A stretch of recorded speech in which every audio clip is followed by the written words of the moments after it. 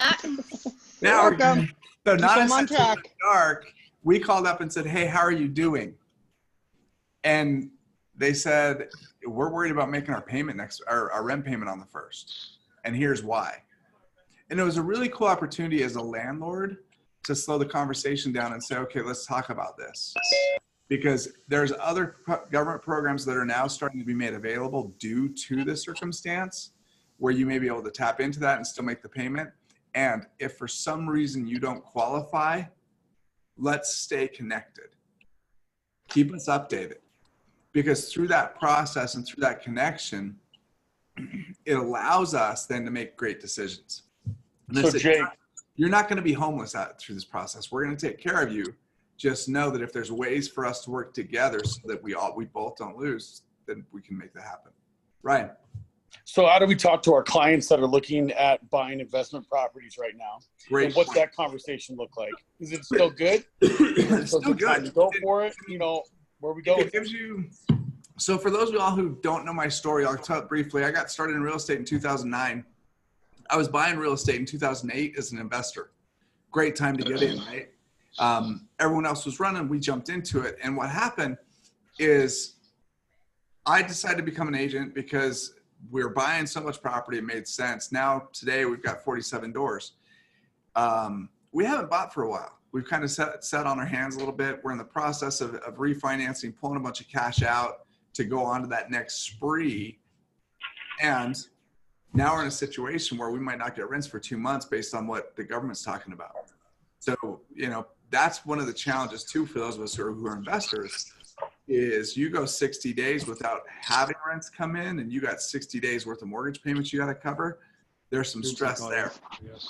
So understand this is hitting all sides. And our job in this moment is to understand what the resources are.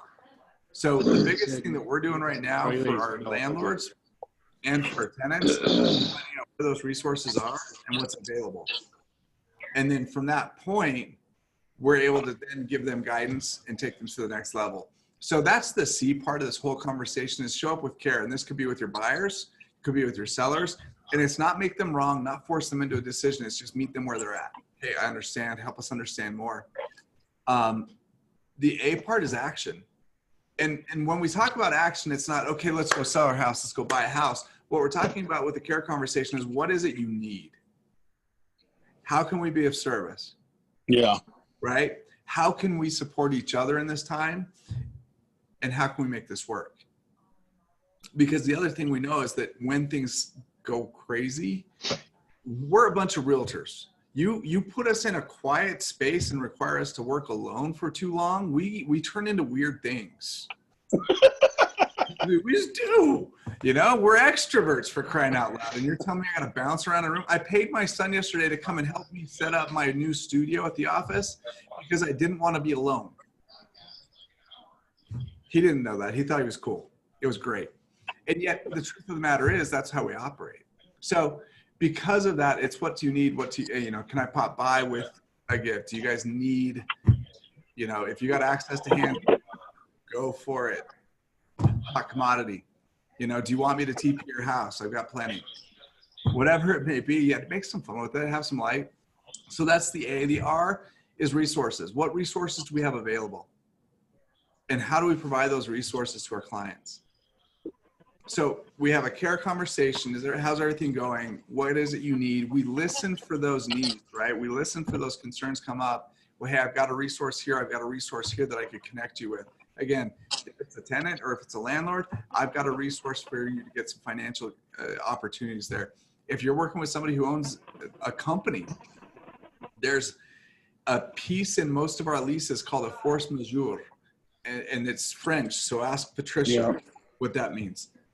However, what it really is it says, hey, if there's an act of God, if there's a riot, if the government shuts the place down, the landlord is required to renegotiate the lease, and you're able to ask for a stay in lease payments, in rent payments. So for a landlord, if we get to that point, we may have that necessity. Most of us didn't even know that until it started to be made public. So how do we become that information source for our clients is really what we've got to do. That's the resource piece. And then E is, hey, look, I want to stay connected. So can I reach back out in the next couple of weeks and just check in on you again? And they say yes. And here's the crazy part. We went through this with our sphere, or with our pipeline, and we found out half of our pipeline raised their hand and cried uncle and said, you know what, this isn't the right time. There's too much craziness. Got it. Others said, you know what, let's get our house on the market this weekend instead of in 3 weeks. And they bumped it all up because they understood how important it was to get things moving quickly. Here's the flip side. They're not gone. And how we have these conversations tells them I care more about you than I care about the business. And that's really what we've got to help them understand today is we care about more about them and their families than we do about the business today. The business will come, trust it. Our opportunity is to show them we care about them. And this is how we do it. Wrap our arms tight around our clients, just like our agents we're doing with our agents, and just like we're doing for you. That's why we're doing all these trainings. I really, really hope you're not on 7 hours of training every day just because it's offered. I love the fact that it is. And yet what I trust is you're saying, hey, this is something I can take with me, and I have something I can use that's of interest, and this is going to help me move my business. So it's just, we're putting it all out there to make sure that you all stay connected in a deep way. Yeah. In the chat box, looks like a friend's husband sounds like City in Denver's going to shut down for 30 days. It's shelter in place. What? Tri-County did the same thing for neighbor barberhood for some areas in Castle Rock. So be aware, these things could be happening. Here's what's important about all of that. If we've got deals that are in process right now, move them forward and get them closed quickly if we can. And if not, be willing and be ready for those extensions and anything else that may come and be maybe necessary. So here's the whole concept. All this is happening, and this is fun because all this goes out, and then what I want you to do is write this word down because it happens to all of us. It starts with an F, followed by an E. Oh, okay, Then good. has I an thought we were A. going somewhere else on that. Then has an R. So fear. Jake, Yes. real quick, can we, I just want to say, if everyone could mute themselves so we don't get background noise. That would be awesome. Yeah. Sorry. Thank you. Yep, you're good. So fear drives us, and fear can also be a paralyzer. So what we've got to do is understand that if we're falling into fear, if we're running into this process, so are our clients. And one of the best ways for us to pull ourselves out of fear is through activity and action. And that could be in many different resources, right? It could be focusing on what's good, starting off with gratitude. It could be working through those processes. When we talk to our clients, they may be operating there as well. And the understanding that we have to have as fear is it's a paralyzer. And fear can also be, I know it's a horrible word to use today, however it is, fear can be contagious. It gets passed from one to another easily. I don't know about you, if you've seen people who watch too much of the news or too much of the quasi news based on where they pull it from, and all of a sudden they blow up, and then all of a sudden they blow up their Facebook feed with all that, and then somebody else blows up, and before you know it, the whole world's on fire, when really it's just about somebody lit a bonfire in the backyard so they could stay warm. And we've got to pay attention to those pieces, pull true data, pull real data, and pull the facts. Here's the flip side. There's another thing that's super contagious, and it's success and it's positivity. So if we can keep a mind of gratitude, if we can keep that positivity moving, if we can keep those stories of success going out into our community for our agents. These stories, by the way, don't have to be about I sold a house. It could be I talked to this great past client of mine, we reconnected deeply, and I realized that they needed this plumbing fix, and I've got a plumber who's willing to go take care of it really quick before we all get stuck in our houses for a month. It's how do we pour in and connect and to pull that piece out. The other part of that, and when we know that that's what's going on, there's another real key factor to help people get out of fear. And this is where I want to go with this today, and it's called education. When we can slow down and educate people and give them the knowledge that they need to make a sound decision, it helps them pull away from all the craziness, right?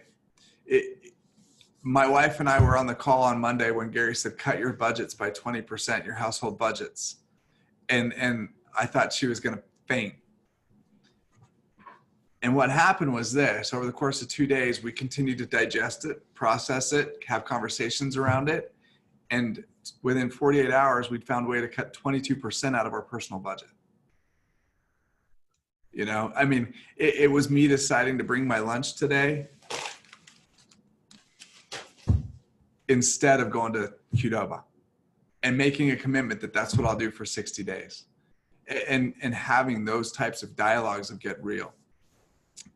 So just understand there's ways to make this work. So that's what I want to really chat about, because in the short sale days, back when I got started, we built our business based on education. We built our business based on helping people become a knowledge and a help to the community. And I think that's where we need to go today as we look at it, because we're in a different market.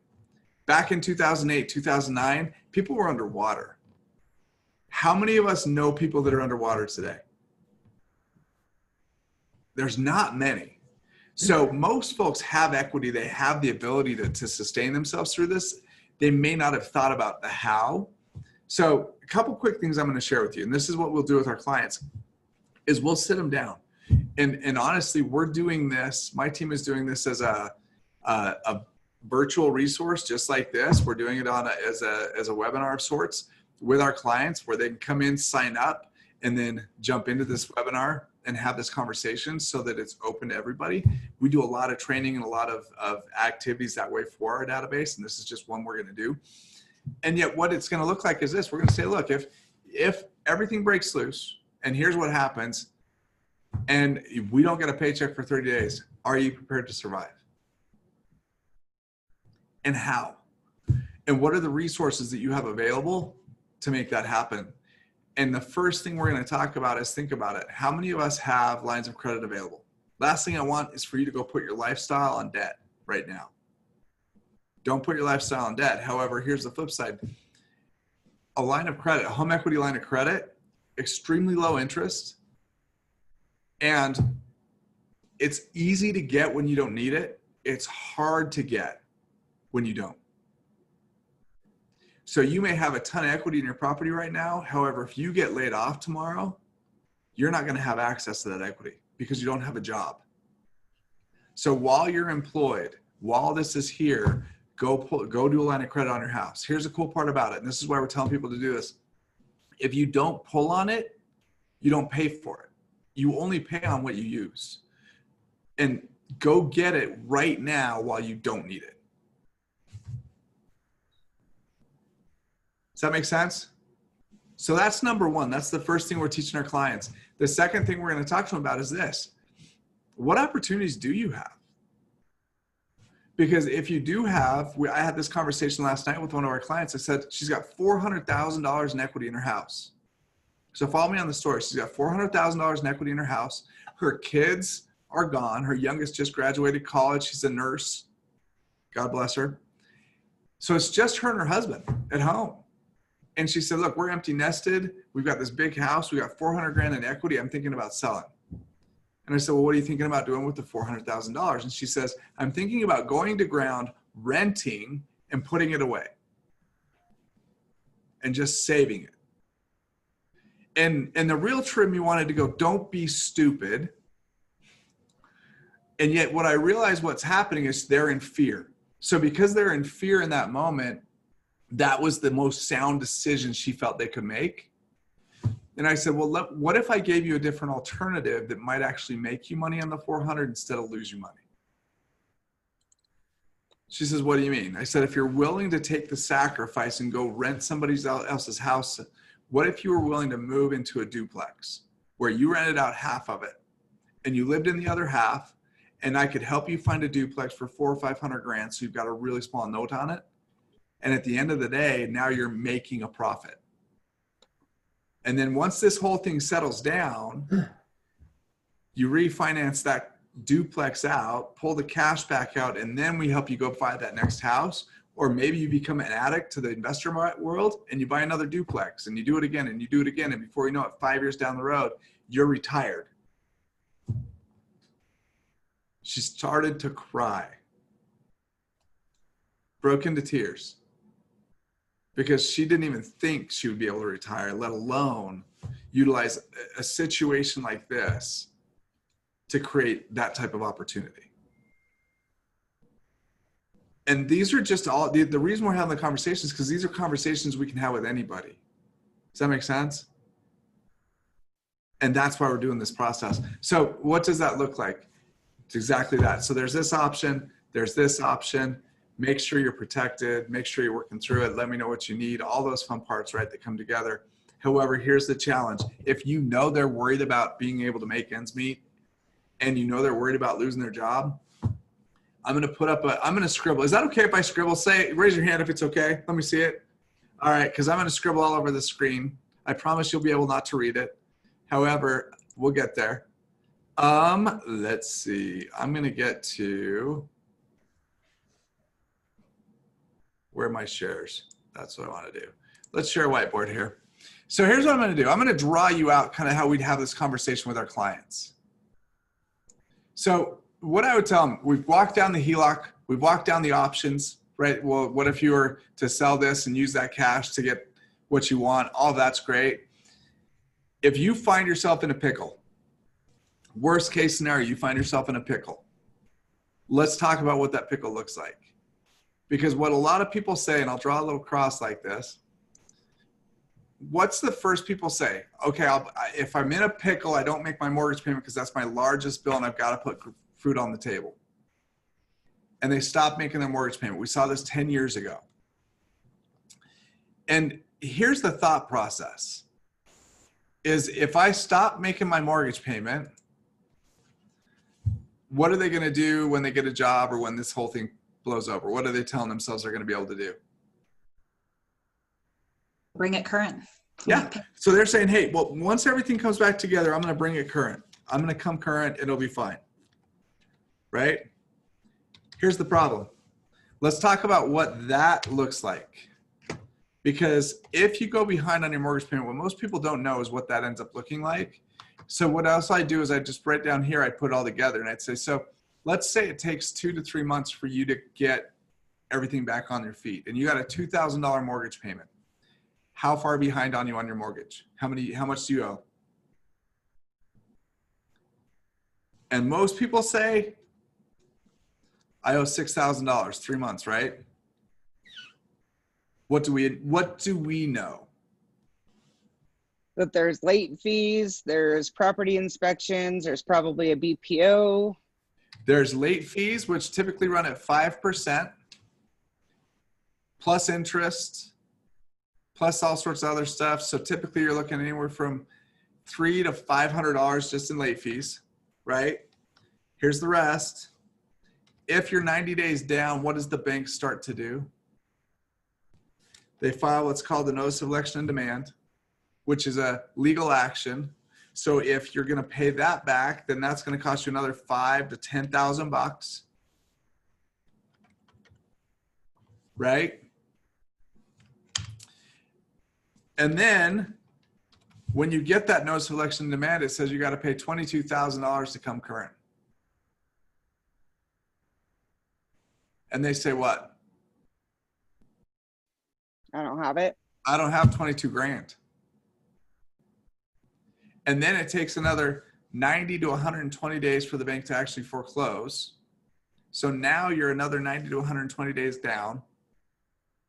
And Angela, you worked in this world. What do those fees start to look like when you start to get into court fees, processing fees, legal fees, all that kind of stuff on the bank side? Thousands. Give me a number. If we're talking about a $400,000 property. $400,000 house. If they've just started proceedings, it's probably going to be $1,500. And proceedings is just a letter, right? And then it's about $1,000 a month, I'd say minimum. On top of that, without any of the BPOs and inspections and all of that. Yeah. You're looking at potentially another $20,000 to $25,000 over the next 3 to 4 months. So they could actually be behind up to $50,000. Does that make sense? So you're not going down this path to scare them to death. You just want to make sure they have the information. So if they're talking about bringing it current and they're looking at a $50,000 to bring it current, who's got the ability to do that? And the answer is not many people. So with that being the case, this is a pretty dangerous way to play it. Does that make sense? One more thing, Jake, also is that people will say, well, I'll just get a loan. Well, now you're delinquent on your mortgage payment, so no one's going to give you a loan to cure another loan. That's right. Because you've got now the credit issues, you're not going to be able to go out and refinance or get another note to be able to help to cover that, even if you've got equity. So the purpose of this is just to create and understand a reality. If you go this route, here's where we're at. Now, here's the reality. If we're talking about a $400,000 house and they've got $100,000 in equity, I'll put a comma in there so it looks good. $100,000 in equity, here's the challenge. How much of that equity just got eaten up by a foreclosure proceeding or potential foreclosure proceeding? Half of it, just because of 6 months. So our conversations here, if it goes here and you get to this point, you have a couple options. And this is what I want them to understand is that it doesn't mean you're going to lose your house. There's some options. The first option is what? They believe they're going to call the bank and do a loan modification. So they call up to do a loan mod. What's the challenge with doing a loan mod, Angela? You used to do this. You worked in that industry. Oh, well, it's a lot of paperwork. They want to know the hardship. They want to know that you can still afford it. So if you've lost your job and you have no other income yet, you need to be able to afford that payment. They also, the loan modifications aren't always what people think that they are. Right. It's not necessarily a deferment. It's something else, and it's a process, and they want a lot of paperwork. It's a lot of work. It is. Yep. So this doesn't always work out the way that most people think. And then you come up here, this becomes the worst case scenario outside of foreclosure. And then you fall into the last piece, kind of your last ditch, which is a BK. And that could be either a 7 or a 13, not 19, 13.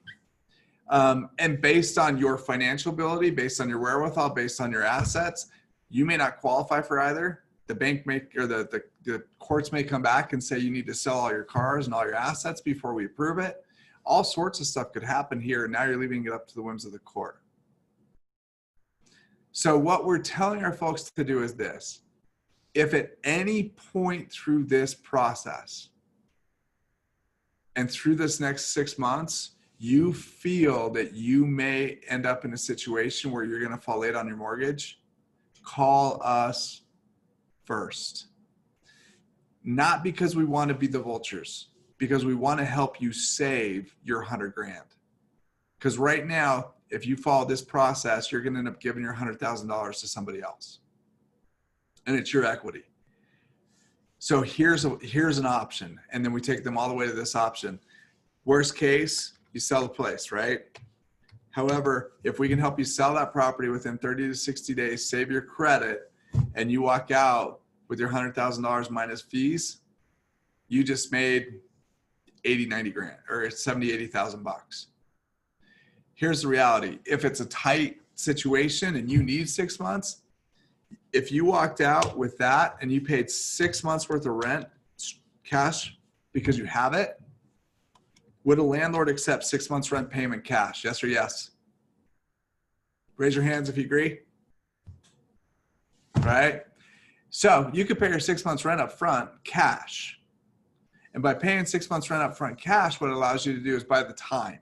Well, even if you're paying $2,000 a month in rent, that means you're still sitting on well over 50, 60 grand. You've got plenty of money to weather the storm if needed. Or if you get a job, you set that money aside until you're ready, and then we help you go buy that next house in this next market, whatever that market looks like. And as painful as this last option could be, what it does is it preserves your capital, it preserves your wealth, and it allows you to be in a spot where you're going to have access to do more over time.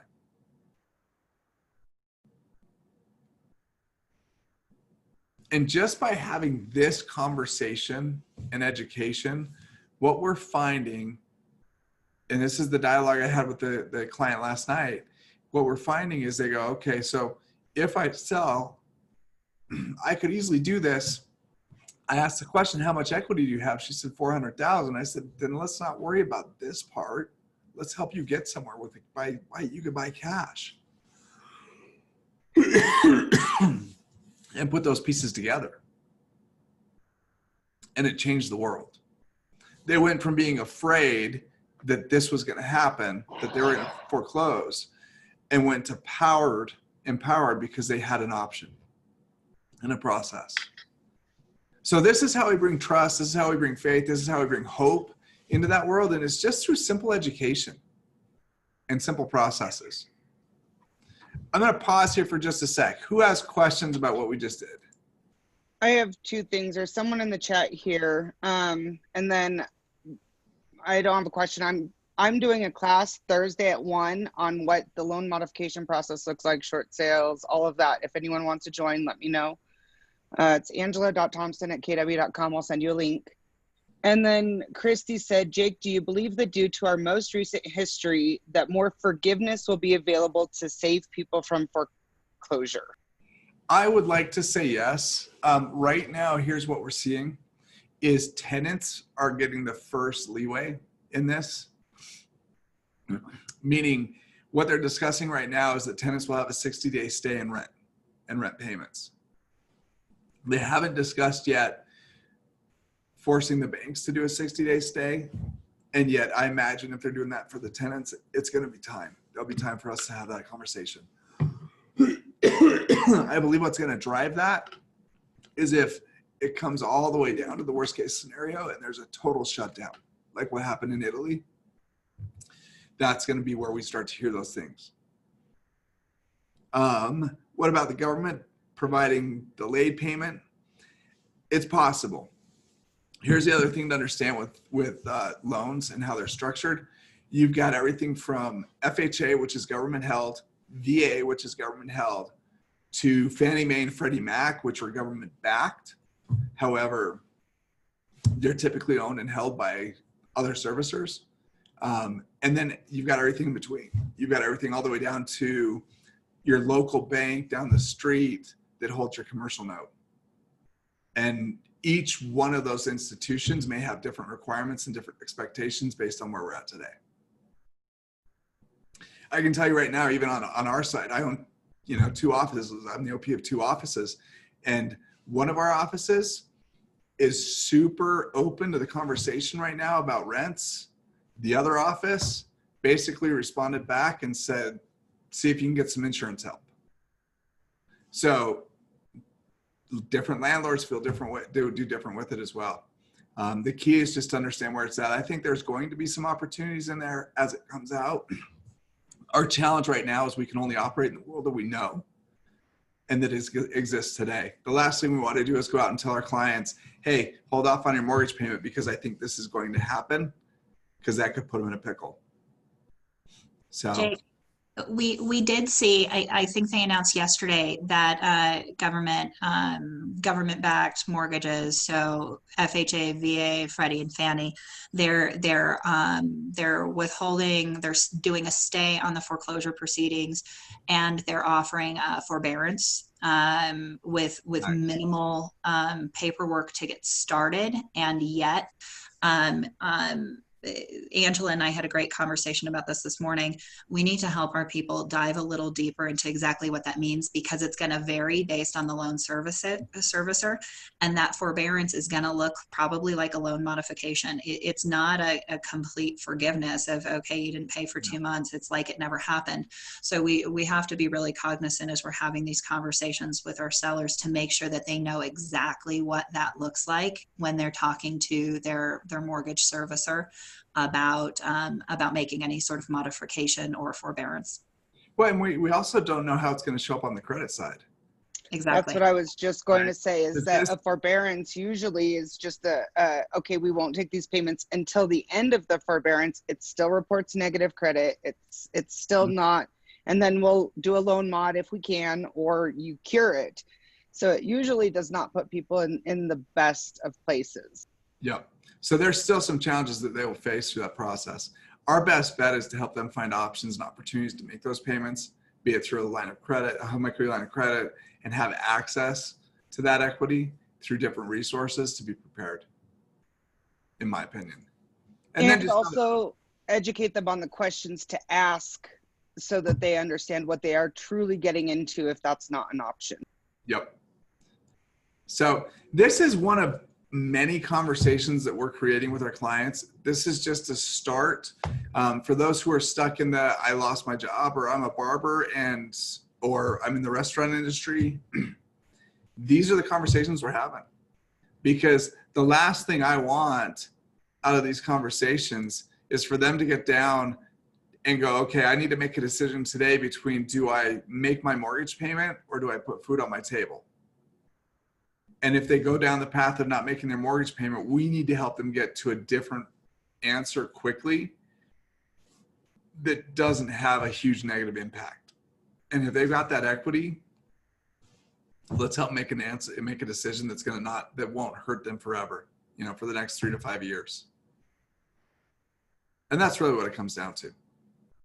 The intention of this call was not necessarily to make it doom and gloom and, oh my gosh, and here's what's happening. It was truly just to help us understand there are options available. And sometimes most people go down this path and they don't look down and say, okay, well, if this happens and I can't bring it current, what's the rest of that path look like? Because they're only seeing what's right in front of them. And sometimes we got to create that visibility. Or they don't realize they've got $100,000 in equity, and there's an ability right now for them to go access it if they do so right. And just to make the most of it.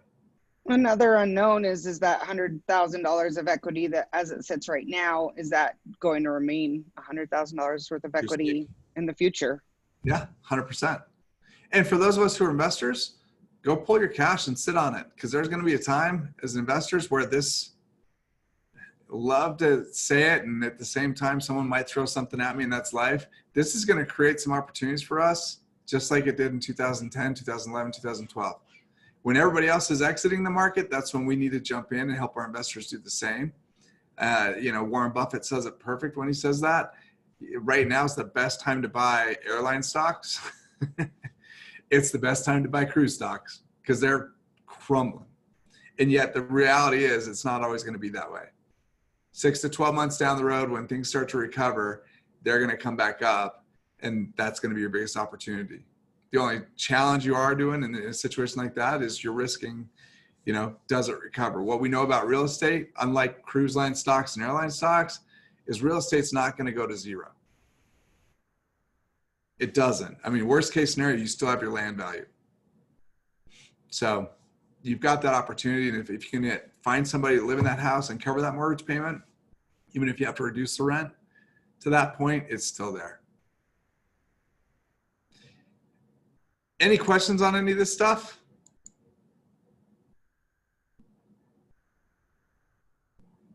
So what are your takeaways as we walk down this path and have this conversation? What do you think? Jake, do you Yes. have some helpful scripts along these lines just to initiate the conversation, maybe that you could maybe shoot out by email or something, just to, so many thoughts are going through our head right now. It feels like it's hard to be creative and not show up and throw up with a bunch of stuff that doesn't necessarily No, apply you're, to it. exactly. It's well, and that the reason why we draw that out that way, that's exactly when we were doing short sales. What you just saw was our listing presentation. The only difference was people didn't have $100,000 in equity. Mm-hmm.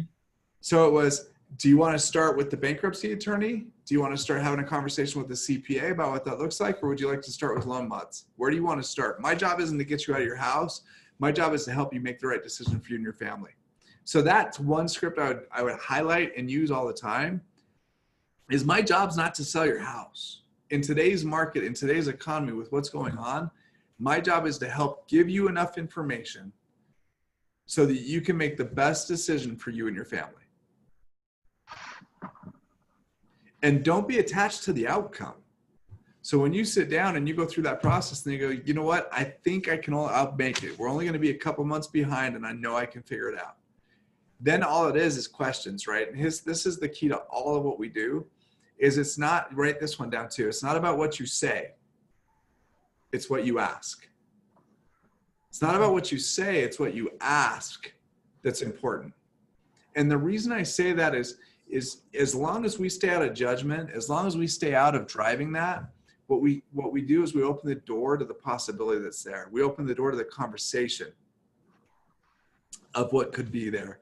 And we allow them to have that conversation. So it's just slowing that dialogue down and saying, if they say, well, I think we're going to be okay, we might fall 60 days behind. You say, great. So what's your plan? And they say, well, if I have to, I can get a hold of my dad. He can help us out for the short term. And then the next question I would ask if it came to that is I say, okay, well, here's what I would suggest you do is reach out ahead of time before you need it. Don't wait until it's too late. Reach out ahead of time before you need it and make sure that the resources you're planning on relying on are available. Because I just had a conversation with my dad, love him to death. He and I are business partners. We've got a ton of property and some other stuff going on. He also owns a CPA firm. And I just asked him, same conversation. I said, how are things going? And he said, well, we're grateful that things just got pushed back 3 months because half of our staff is working from home. The challenge with things getting pushed back 3 months is when are they going to get paid? 3 months down the road. So they just had an owners meeting to discuss what their current cash state looks like if everything gets pushed back 3 months. So all of a sudden, the person that I thought I could rely on if I had to, he's not available because he's got to support his own business. So it's just to understand that they've got to have those conversations early, not late. This is not a place where you wait. It's a place where you run to the fire. You don't wait for the fire to hit you. And the way that we can help them get through that process is by asking those great questions. It's a question here. I'll draw one more thing for you. Many of you have already seen this. I just like to draw because I learned I could. So I'll draw one more for you. There we go. Where do I start over? How do I start with a new one? Clear, all drawings. All right, so here's another way to look at this. If you draw a triangle, I'm drawing this with my mouse, so I'm sorry if it's not really pretty. However, you draw a triangle, and when you think about the power of questions, there's 4 different layers of questions. And most of us start by asking a simple question. It's a question that we all have learned since we were kids, and it's the question why. You know, my kids, Caleb, his PS4 broke, my 16-year-old, and it's a $30 fix, except it's going to take, we don't know how long to get the part here from China. It's on back order. So it's currently, he's upset. He's like, well, can I just get a new one? And then we'll sell my old one when I get the part, whenever it gets here. And the answer was, no, not in today's environment, not in today's economy, not with what your mom and I just went through to cut 22% out of our budget. And by the way, we had a family meeting about it. And he said this simple question, which was, well, why? Sound familiar? And when he asked that question, what did it cause us to do? I wanted to punch him in the face. Just kidding. We got defensive, because now I've got to defend my position, even though I've already explained it. The same thing happens with our clients. If they tell us something, well, I'm taking 3 months. Well, why? All of a sudden they feel like they've got to protect their spot. So instead of asking a why question, the opportunity we have is to learn how to ask questions that start, I can type, with the word what. And here's why this is important. What creates a conversation? It creates a dialogue where a why question builds a wall. So open the door with what instead of closing the door with why. And what that would sound like is, well, what's important about that? Okay, or I think we're good for 60 days. Great. So tell me what makes you feel good about those 60 days? Well, we've got this, and this in place. And it opens a conversation. It allows for dialogue. The next layer of questions as we get into this is the question how. So, well, this is what we expect. Great. Well, tell me more about that is another way to ask a what question without saying what. Tell me more about that. Well, awesome. So it sounds like you've got that lined up. So how do you plan on handling it? Well, when we need it, we're going to go to them. Can I make a suggestion? Have that conversation today.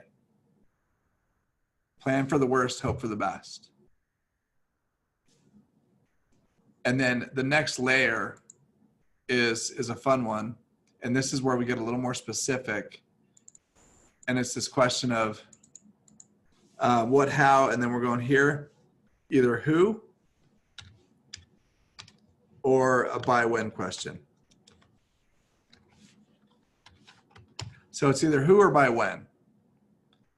And basically what you're seeing is we get further up this triangle, the more powerful the question is, it's the bottom. Why takes away that power, however, it creates specificity. So as we work our way through this whole thing, what it allows us to do is create a relationship, build build that trust, and then we can ask why. Tell me, why is it important for you to fight so hard for this house? And now that you can get to the emotion of that conversation. And yet you built in the right to ask it and to work through it.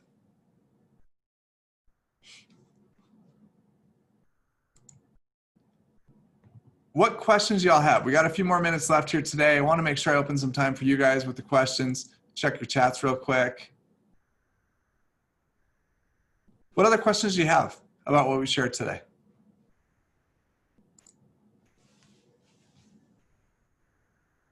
Jake, you have a little bit more of a zoomed out maybe view of just the market overall. None of us have a crystal ball, but can you, people say, well, where do you see the markets going? Down for a couple months, values. It's a point of great uncertainty. A year from now. When people ask me where do you see the markets going, I answer with a question. You ready? Here's the question. Why do you ask? And here's why I answer with that question is because when people ask where the market's going, they have a reason, they have an agenda. If we just spit out what we believe, oh, it's great, blah, blah, blah, blah, 90 days ago, or, I'm not sure based on the current economy and what's happening, we've got to get through this little spell. We don't know what the purpose is, right? So by asking, well, why do you ask? What it does is it allows them to explain what's important to them first. So why do you ask? And they say something to the effect of, well, we're thinking about selling. However, with everything going on right now, I think we're probably going to wait. And so that's where I always say that, well, what's the next question you would ask if you heard that? And if you're playing along with me, what would you say?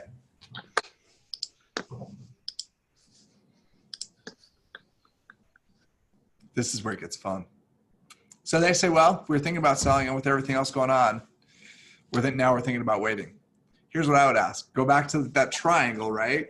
And I would say, well, what was important about selling today? What was the purpose? What were you wanting to do? What did you want to accomplish? And now you're able to start to connect with them, the why, right? The motivation. And we can help them. Again, my goal is to educate you through this conversation so you can make the best decision for you and your family.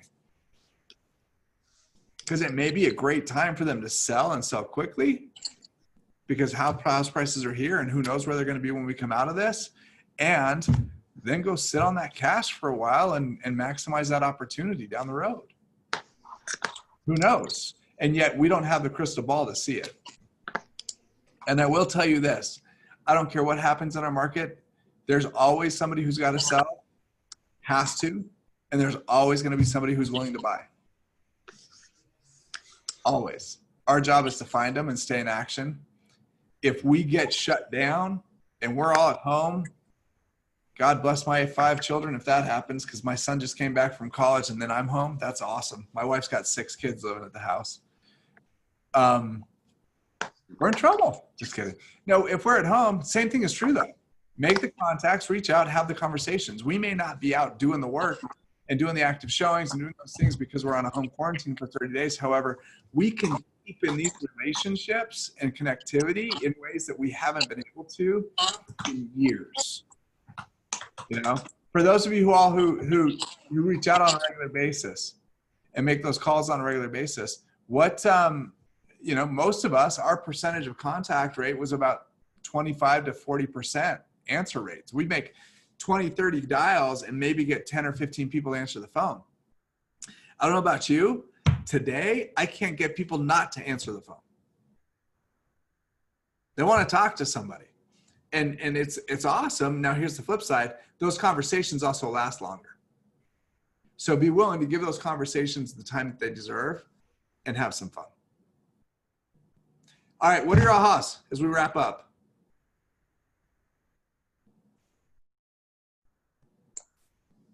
I was going to say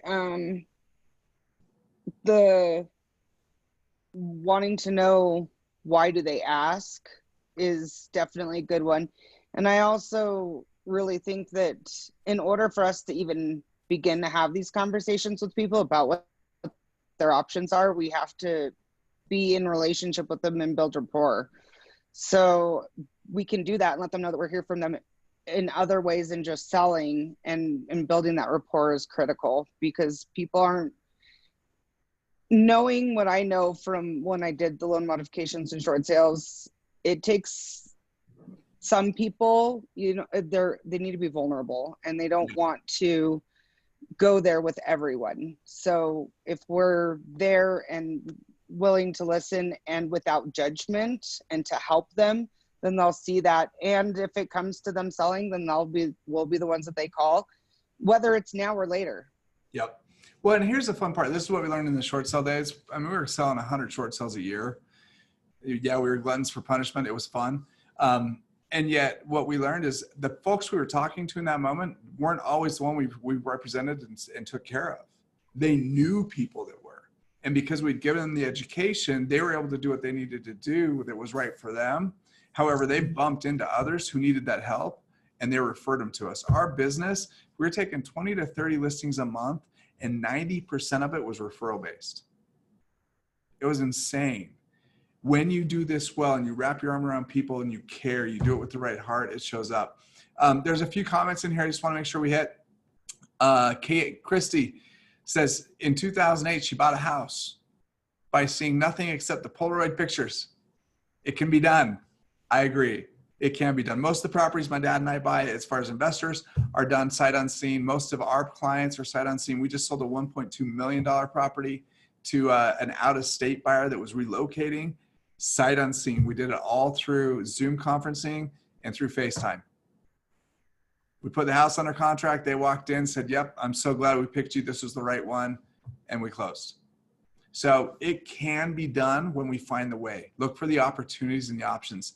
It's not about what you say. It's about what you ask. Open the door to a conversation. Yes, the questions are key. You know when you're getting good at asking questions because your kids and your wife tell you to stop coaching them. And I say, I'm just asking questions. Can I help you with homeschool? I don't know if you'd want me to trust me with your kids. And it's fun. Somebody asked me the other day, said, tell me something great. And I'm usually on the road 3 to 5 days a week. And I said, you know, it was a Tuesday night and I was out playing roller hockey with my kids in the cul-de-sac. That was cool to be home and play roller hockey with my sons. Haven't done that in a while. I said the downside, I woke up the next morning and good gosh, I'm old. I hurt. So, you know, it's always good. Eric says he's sorry he couldn't role play the question. He's on mute. That's fine. Here's the key. Grab a partner and role play these things out. You know, the start of that conversation is why do you ask? Let it go where it goes. Here's what I would challenge you. Ask 5 questions through the course of that role play before you ask for an appointment, before you say a statement. Ask 5 questions. The challenge we have is because we want to meet them, we want to tell them we care about them, we want to wrap our arms around them. What happens is they say, well, I was thinking about selling my house in this market. And you go, you know what? So was I. I was looking at doing the same thing. And holy cow, my head's spinning. And then all of a sudden we take over the conversation. Our job is not to take over that conversation. It's to let them speak. So ask 5 questions before you express your opinion. Is it true Keller Mortgage can help with a zero cost refi if someone needs it? And the answer is yes. Keller Mortgage is available. They are doing zero cost loans. It's actually, it's zero cost loans plus $1,000 that they give back to you to cover some of the other costs associated, title fees, things like that. So yes, KW Mortgage will do that. Here's the coolest part. If folks are up against the wall and they have a job, my dad and I are doing this right now. We're supposed to close our refinances for our 6 loans on our investment properties at the end of this month. He and I talked last night and I said, why don't we wait until the 2nd week of next month and close it? Why? Because then I get to skip my mortgage payment next month and I get to skip my mortgage payment the following month. So I get to go 2 months without a mortgage payment. And if the government comes out and gives a 60-day stay to my tenants, I'm not in a bind either. So if we help them cut a quarter off of their interest rate, and yet are able to do it with no cost and buy them 2 months of mortgage payments, did we just potentially save them? Yeah. Jake, Yes. you guys can go to portal.kellermortgage.com. I see Robin running for a pen. Portal.kellermortgage.com. It's training materials, it's marketing materials, it's chat forums, it's frequently asked questions. Smokey Garrett and his team are updating that. I think he said every 6 hours if they're able to. So that's going to be the best place for you to go. It's a couple times in the chat, but for those of you who are on here, portal.kellermortgage.com. Yep. And here's the other thing I'll tell you about Keller Mortgage. Unlike most mortgage companies, the reason why we're seeing the wild fluctuations in interest rates, and this comes from somebody who worked in the mortgage market for 10 years, yes, and then I got into real estate. I'm a glutton for punishment, is this. Most lenders have a line of credit, and that's what they're funding these loans on is a line of credit. What they'll do is they'll turn that line every 2 to 3 days, meaning they'll sell off those loans. So they clear the line out, which gives them the ability to go fund more transactions. The challenge right now is they've got so much volume coming in, they don't have the credit accessibility to be able to fund all the volume that they're writing. So the only way they know to turn it off is either to tell people they can't or to charge a crazy interest rate, and it's just a supply and demand conversation. Keller Mortgage is different in that they have a separate team, completely separate for refinances, and that's all they do is refinances. They have a separate team for your purchase loans, and all they do is purchase loans. So our customers, our clients are not going to get mixed in if we're doing purchasing with those refinances and get bogged down. They'll always have the funding, they'll always have the ability, and it won't get bogged down because of all the work that they're getting on the refi side. So that's another piece that Smokey really helped us understand on our call on Monday, which was super cool. Hey, Jake. Yes. On Also, we've had some agents have some really good luck just connecting directly to the Keller mortgage loan officers. Yep. So if you reach out, people will send you names of loan officers with Keller Mortgage that are just knocking it out of the park. Exactly. Get on Zoom calls and everything with the client and the agents, and it's working really well. Gives them the warm fuzzy that they're lacking at the moment. Awesome. So give me a big thumbs up or woohoo. Was this valuable for you today? Awesome. I'm so glad I can do this. Hey, we'll do this every Friday. We're going to move to this format every Friday. It just gives everybody the chance. If you know folks who need this information who may not be with KW, come invite them. This is open for everybody. If you're not with KW and you were invited and you joined in and you'd like to know more about the training and what we're doing during this time to really pour into our agents, please feel free to reach out to Anna or Patrick or connect with the person that invited you, and they can get you in contact so they can help you understand all the things that we do to really pour into our agents. This is a time for us to pour into you so you can pour into your clients in your sphere and really, really, really make this something that's incredible. As a community, we stay strong. So stay strong, everybody. Make it great. Thank you, Jake. You're welcome, y'all. Don't forget to send me the recording. I will. Have a great day, y'all. See ya.